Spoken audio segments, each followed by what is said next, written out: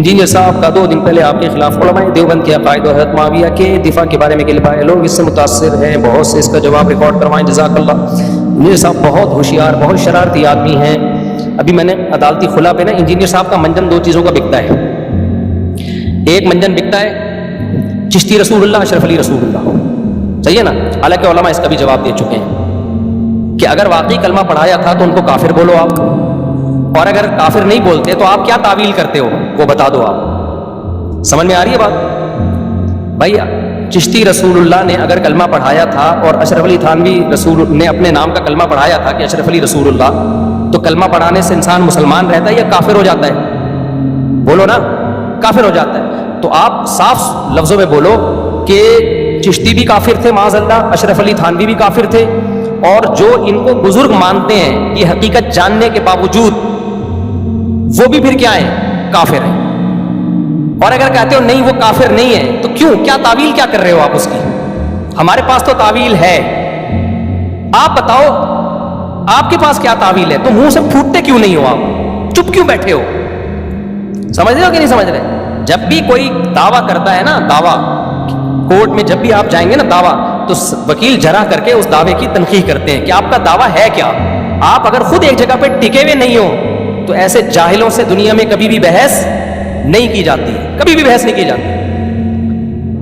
تو آپ کا دعویٰ کیا ہے؟ دعویٰ آپ بولو نا، پھر کانفیڈنٹلی بولو کہ چشتی رسول اللہ بھی کافر تھے جنہوں نے رسول اللہ بلوایا، یعنی، اور اشرف علی تھانوی بھی کیا تھے؟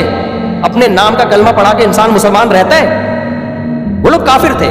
اور اگر کفر سے بچانے کے لیے کوئی تعویل کر رہے ہو آپ، بعض دفعہ جملہ کفریہ ہوتا ہے لیکن ہم کہتے ہیں اس کی یہ تعویل ہے جس کی وجہ سے ہم اس کو کافر نہیں کہتے، تو پھر وہ تعویل کیا ہے؟ کس بیس پہ آپ کہہ رہے ہو کہ یہ کافر نہیں ہے؟ اور ان کو ماننے والے بھی کہا، میں تو اشرف علی تھانوی کو صرف مسلمان نہیں بہت بڑا بزرگ مانتا ہوں۔ تو انجینئر علی مرزا کو چاہیے مجھ پہ کفر کا فتویٰ لگائیے، بکواس مت کرے، ڈرامے بازی چھوڑ دے کہ نہیں جی میں کسی کو کافر نہیں مانتا۔ کیوں نہیں مانتے؟ آپ کے دعووں میں تضاد ہے۔ پھر آپ بولو یار کلمہ پڑھائے تو کافر ہے وہ۔ دیکھو مرزا غلام احمد قادیانی نے اپنے نام کا کلمہ پڑھایا، میں بانگے دوہل کہتا ہوں کہ کافر تھا، جو اس کو مسلمان مانے وہ بھی کیا ہے؟ کافر ہے۔ اس سے نکاح بھی جائز نہیں ہے، اس کے پیچھے نماز بھی حرام ناجائز ہے۔ اگر کلمہ پڑھایا تھا، اگر یہ آپ مانتے ہو کہ یہ صحیح سند سے ثابت ہے، یہ اوتھینٹک کتاب سے ثابت ہے، اور آپ پھر پیش بھی کر رہے ہو مولانا اشرف تھانوی نے اس کی تعویل کی ہے، اس نے تعویل پیش کی ہے نا کہ مولانا اشرف تھانوی نے اس کی تعویل کی ہے، تو آپ اگر اس تعویل کو نہیں مانتے تو پھر آپ بولو وہ بھی کافر، اشرف علی تھانوی بھی کافر، پھر اور جو ان کو بزرگ مانے وہ بھی کیا ہے؟ کافر ہے۔ کمبخت تو ایک جگہ ٹکتا ہے نہیں، تو ہمیں بیوقوف سمجھتا ہے، ہم اپنا ٹائم تیرے جیسے فضول آدمی کے سامنے پیش کریں ہم۔ دوسرا منجن انجینئر علی مرزا کا بکتا ہے علماء دیوبند کے عقیدے۔ جب پھنسے گا نا یہ پہلے فضول بکواس کرے گا، رفع الیدین پر ان کے پاس کوئی دلیل نہیں ہے، کوئی حدیث صحیح نہیں ہے، کسی نے ترمذی کی حدیث کو صحیح نہیں کہا۔ جب ہم بات کرنے کے لیے جاتے ہیں کہ ٹھیک ہے جی میں رفع الیدین پر بات کے لیے آ رہا ہوں، بھائی اپنے عقیدوں کو پہلے صحیح ثابت کرو۔ رفع الیدین کی بحث تو ہم اس سے کریں گے جس کے عقیدے صحیح ہوں گے۔ کمبخت پھر تو بحث کیوں کر رہا تھا؟ تو نے ریکارڈ کیوں کروایا؟ یہ تو نے قادیانیوں کے لیے کلپ ریکارڈ کروایا رفع الیدین والا۔ ایک رفع الیدین پر تو علماء دیوبند کو، حنفیوں کو اتنا برا بلا کہہ رہا ہے، جب وہ جواب دینے پہ آتے ہیں تو کہہ رہے ہیں پہلے کس پہ بات ہوگی؟ عقیدے پہ بات ہوگی۔ تمہارے تو عقیدے ٹھیک نہیں ہے، جب عقیدے ٹھیک نہیں ہے تو پہلے عقیدوں کی بات کرتا نا۔ رفع الیدین کو بیچ میں تم نے کیوں گھسیڑا ہے؟ پھر تراویح کی بات لے کر آیا، میں نے کہا بھائی تراویح پر بات کروں گا، نہیں جی پہلے المحند المفند پہ بات ہوگی۔ پھر کیا ہوا؟ ہم نے کہا ساری بحثیں ختم کر کے ہم نے کہا چلو کس پہ بات ہوگی؟ المحند المفند پہ۔ اور اس نے کہا کہ آپ جہلم آ جائیں، میں نے کہا چلو میں آ گیا، المحند پہ بات ہوگی۔ کہہ رہے ہیں آپ بغیر بتائے کیوں آئے ہو؟ میں تو اتوار کے دن، میں تو بکواس نہیں ہے تو اور کیا، میں تو حیران ہوتا ہوں تم لوگ اس کو سن کے ڈپریشن میں کیوں نہیں جاتے؟ تو فضول آدمی جو کمبخت کبھی کسی ایک جگہ ٹکا ہی نہ ہو، اور میں المحند پہ آ گیا نا، انجینئر کو میں بتا رہا ہوں ایسا بھاگے گا نا تو، جیسے خلا کے مسئلے پر تجھے چپ سونگ گئی ہے نا۔ خلا پہ میں نے 1 گھنٹے کا کلپ ریکارڈ کروایا نا، اس کے بعد سے ایسا خاموش ہے، اور اتنا بڑا جھوٹ بولا اس شخص نے۔ اس نے کہا ہے کہ مفتی صاحب نے اپنا نوالا میرے منہ میں ڈالنے کی کوشش کی ہے، میں نے تو یہ دعویٰ کیا ہی نہیں۔ یار تم صبح و شام پوڈ کاسٹ میں بھی کہہ رہے ہو کہ عورت یک طرفہ خلا لے سکتی ہے، شوہر راضی نہ بھی ہو تو بھی خلا لے سکتی ہے، صبح و شام تمہارے دعوے، میں نے تمہارے کلپ چلائے، اور تم پھر کس منہ سے کہہ رہے ہو کہ میں نے یہ دعویٰ کیا ہی نہیں ہے؟ اور کیسے بے شرم لوگ ہیں جو سامنے بیٹھے ہوئے ہیں، وہ کیوں نہیں پوچھتے کہ یار ہم تجھ سے قرآن و سنت سیکھنے کے لیے آتے ہیں، مفتی صاحب نے 1 گھنٹے کا خلا کا ریکارڈ کروایا، تو اس کا ترجمہ تو نے غلط کیوں کیا آیت کا؟ اس کا تو پہلے جواب دینا، پھر ہم تجھے آگے چلنے دیں گے۔ اور یہ تو نے کیسے زنا کے اڈے کھول دیے کہ جج جب چاہے عورت کو طلاق دے سکتا ہے، اگرچہ گناہ ہوگا لیکن دے سکتا ہے، یہ کیسے تو نے کہہ دیا؟ اب اس کا جواب دینا، اسی طرح سے ریکارڈ کروانا جیسے مفتی صاحب نے ریکارڈ کروایا، سامنے بیٹھے ہوئے بھی، جیسے قرآن کہتے ہیں نا ضعف الطالب والمطلوب، جو بتوں کی پوجا کرتے ہیں وہ بھی کمزور لچڑ، اور وہ بت بھی کیا ہے؟ کمزور اور لچڑ، جو سامنے بیٹھے ہوئے وہ بھی اندھے مقلد اور یہ بھی اندھا آدمی ہے، تو پیندرے بدلنے کا ماسٹر ہے۔ جب کسی مسئلے کا جواب دو پہلے ہی اس پہ بحث ہوگی، پھر ہم گئے نا جہلم، ساری دنیا کو پتا ہے۔ تمہاری دعوت نے کیا تھا، میں تمہارے کلپ لوگوں نے تمہیں غیرت دلانے کے لیے چلائے کہ مفتی صاحب کی کرامت ہوگی، کبھی بھی نہیں آئیں گے، پھر میں نے مجھے پتا تھا یہ بہت شرارتی ہے، بہت ہوشیار آدمی ہے، یہ موقع بھاگنے کا تلاش کرے گا، اس لیے میں نے جہلم جاتی اس کے گھر نہیں پہنچ گیا، میں گھر چلا جاتا، کہتا میں تو نانی کے گیا ہوا ہوں، یہ کرنا تھا اس انسان نے، یہ کہتا میں تو پھپھو کا گیا ہوا ہوں، مجھے کیا پتا تھا، اس لیے میں نے جا کے ریکارڈ کروایا۔ میں نے کہا 48 آورز میں آپ پازیٹیو رسپانس دیکھ دیں کہ میں بیٹھنے کے لیے تیار ہوں، آپ ٹائم بتا دیں، دن بتا دیں، اگلا ہفتہ ہوگا، 4 دن کے بعد ہوگا، اس سے زیادہ فیئر کوئی ہو نہیں سکتا۔ اور میں نے بات یہ کی کہ حضرت معاویہ اور المحنت رفع الدین تو میں لایا ہی نہیں، میں نے کہا بات کس پر ہوگی؟ المحنت پہ۔ خدا کی قسم جس میں کانفیڈنس ہوتا ہے نا اپنے عقیدوں کے صحیح ہونے کا، وہ اس طرح ببانگے دہل جاتا ہے، کھلے عام ویڈیو ریکارڈ کروا کے چینل پہ ڈالتا ہے، 48 گھنٹے کا ٹائم دیتا ہے، بھاگنے کے راستے روک دیتا ہے، پورا آپ کو حق دیتا ہے آپ ہی کے شہر میں جا کے۔ اور جس کے دل میں کالا ہوتا ہے، جس کے دل میں چور ہوتا ہے، جس نے سوائے فضول باتوں کے کچھ بھی نہیں کرنا، وہ بھاگتا ہے ایسے موقع پہ۔ تو یہ جو کہہ رہا ہے نا، میں اس کو پکا کر رہا ہوں، یہ جو بار بار کہہ رہا ہے نا کھلا ولا نہیں، یہ تو فروئی مسائل ہیں، رفع الدین نہیں ہے، تو میں المحنت پہ میں اس کو لڑکے مجھے کہہ رہے ریکارڈ کروا دو، میں نے کہ اس کو خوب پکا ہونے دو پہلے، بار بار اس کے منہ سے کہلواؤں گا المحنت، اس کے بعد میں المحنت پہ تجھے جو ذلیل کرنے والا ہوں نا، تو قوم کو منہ دکھانے کے قابل نہیں رہے گا، لیکن تیرے سامنے جو قوم بیٹھتی ہے نا، وہ تجھ سے بھی زیادہ ذلیل ہے، وہ کہتی ہے بھائی جتنا مرضی ذلیل کر لو، ہم نے انجینئر کے نام کا کلمہ پڑھ لیا، اور المحنت پہ بھی میں اس کو ذلیل کرنے والا ہوں انشاءاللہ۔ المحنت پہ تو ہم جب گئے تھے نا جیلم، پورا رجسٹر ہمارا تیار تھا، پورے اس کے کلپ نکال کے رکھے ہوئے تھے، پورے عقائد پر جو بھی دلائل ہیں سارے وہ تو ہمیں تیاری کرنے کی ضرورت ہی نہیں ہے، اس میں تو میں ٹھک ٹھک اس کی کلپ چلاؤں گا اور دلائل پیش کروں گا، یہ بھاگنے کے قابل نہیں رہے گا۔ لیکن خلا والے مسئلے پر ہمیں اندازہ ہو گیا کہ اس کے جو فینز ہیں نا وہ انتہائی درجے کے ڈھیٹ ہیں، انتہائی درجے کے ڈھیٹ ہیں، وہ پیچھے ہٹنے کے لیے تیار نہیں ہے۔ یہ خلا کا مسئلہ جو تم ہے، کوئی فروئی مسئلہ تھا یہ چھوٹا سا؟ زنا کا مسئلہ ہے بھائی، اگر اسلام کے مطابق طلاق نہیں ہو رہی ہے اور آپ نے کہہ دیا کہ ہو گئی ہے، اس کا مطلب جب کسی اور مرد سے نکاح کرے گی وہ زنا کہلائے گا کہ نہیں کہلائے گا؟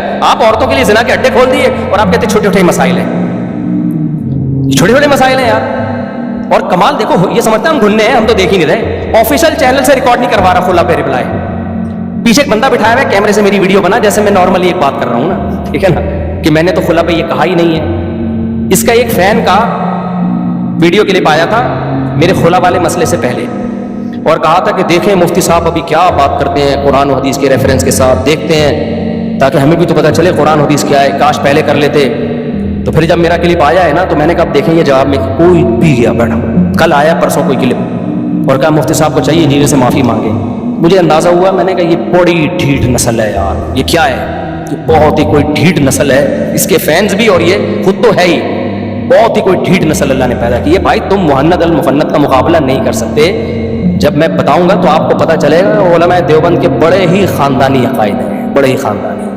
تو ایسے ہی تھوڑی پوری دنیا میں اللہ نے علماء دیوبند سے کام لیا ہے، پوری دنیا میں تم جہاں جاؤ گے نا علماء دیوبند کے مدارس نظر آئیں گے تمہیں، پوری دنیا میں۔ ساؤتھ افریقہ میں دنادن بھرے ہوئے ہیں، آسٹریلیا میں بھرے ہوئے ہیں، لندن میں تو اتنے مدرسے علماء دیوبند نے بنائے ہیں کہ فرانس میں اگر کوئی مفتی ملے گا نا، کہاں سے آیا، کہہ رہے لندن سے پڑھ کے آ رہا ہوں۔ جرمنی میں کوئی مفتی ملے گا، کہاں سے آ رہا ہے، کہہ رہے لندن سے۔ میں نے کہا لندن میں کب سے مفتی بنانا شروع ہو گئے، ٹھیک ہے نا، کہہ رہے علماء نے بنائے، پوری دنیا میں کام لیا ہے اللہ نے، تو وہ غلط عقیدے رکھیں۔ تو کچھ عقیدوں میں اس نے ڈنڈی ماری ہے، کچھ عقیدوں میں اس نے کیا کیا ہے، ڈنڈی ماری ہے۔ تو یہ جو بہت خوش ہو رہا ہے نا کہ یہ جواب نہیں دے سکتے، یہ جواب نہیں دے سکتے، تو میں اس کو پکا ہونے دے رہا ہوں، انشاءاللہ اس کا جواب آئے گا۔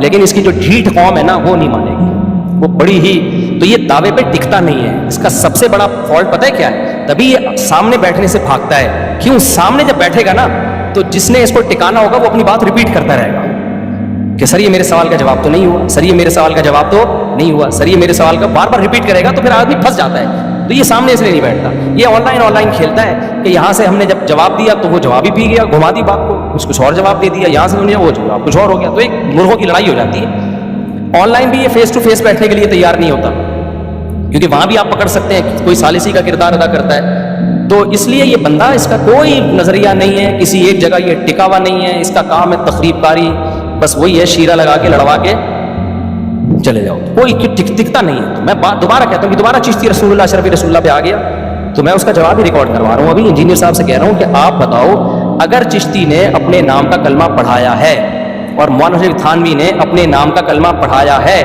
تو آپ بتاؤ وہ کافر تھے یا نہیں تھے؟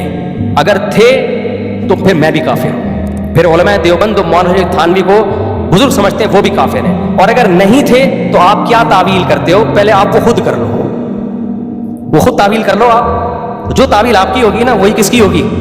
ہماری بھی پھر وہی ہے، پھر ہمیں ضرورت ہی نہیں ہے۔ آپ بتا دو کیا تعویل ہے، آپ کو پتا ہے کہ اس کی تعویل ہے، آپ پھنس گئے ہو کیونکہ اتنے بڑے بڑے چیلنج کر دیے، اب آپ کے لیے ریورس ہونا کیا ہو گیا ہے، بہت مشکل ہو گیا ہے۔